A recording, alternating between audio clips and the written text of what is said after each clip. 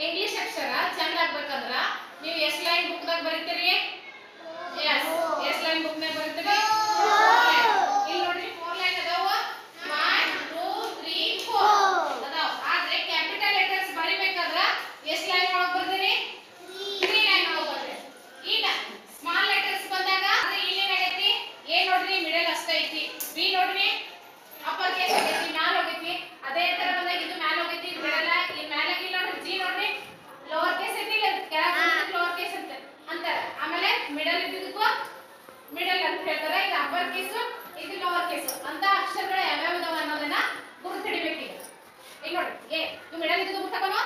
A ಹೇಳಿ next C next E good I very good next M ಶಬಾಷ್ very good O R S U T W X Z Z Z Z yes good ಈಗ ಏನು ಹೇಳಬೇಕಪ್ಪ ಅಂದ್ರೆ upper case upper ಅಂದ್ರೆ ಮೇಲೆ ಮೇಲೆ ಇರೋ letters ಅನ್ನ ಹೇಳಿ B ನೆಕ್ಸ್ಟ್ D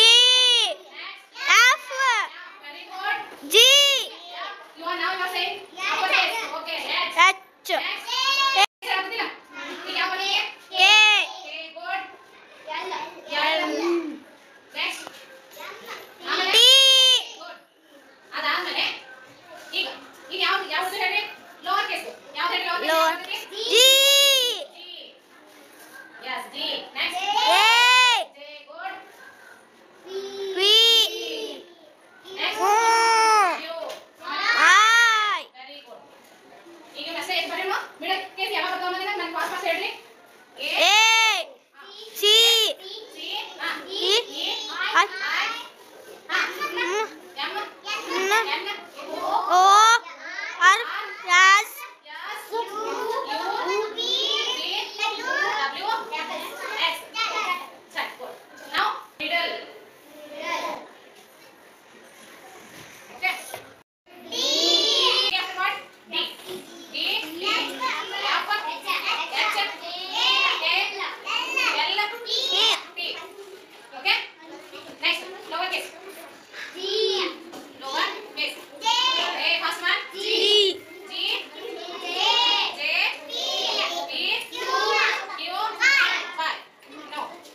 ಒಟ್ಟು ಇಂಗ್ಲಿಷ್ ಅಲ್ಲಿ ಆಲ್ಫಾಬೆಟ್ ಎಷ್ಟು ಹೇಳಿ 26 ಎಷ್ಟು 26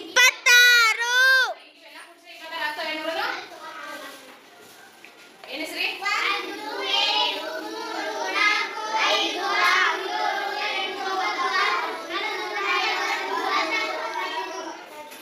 ನೆಕ್ಸ್ಟ್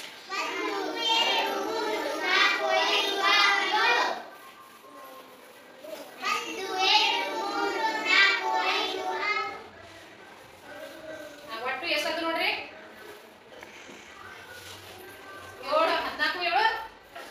7 21 ಅಂದ್ರೆ 5 26 ಆಯ್ತಲ್ಲ ಹಾಗಂದ್ರೆ ಇದು ಕರೆಕ್ಟ್ ಐತಿ ಇಷ್ಟು ಇದನ್ನ ಮಾಡ್ತೀರಿ ಈ ತರ ಬರೀತೀರಿ ಈಗ ನೀವೇನ್ ಮಾಡ್ತೀರಿ ಬರೀಬೇಕಾದ್ರೆ ಎಲ್ಲ ಮಿಡಲ್ ಲೈನ್ ದಾಗ ಬರ್ಬಿಡ್ತೀರಿ ಅಥವಾ ಅಪ್ಪರ್ ಕೇಸ್ ತಗೋಗಿಲ್ಲ ಮತ್ತೆ ಲೋವರ್ ಕೇಸ್ ಮಾಡಂಗಿಲ್ಲ ಅಕ್ಷರಗಳು ಎಲ್ಲ ಏನ್ ಮಾಡ್ಬಿಡ್ತೀರಿ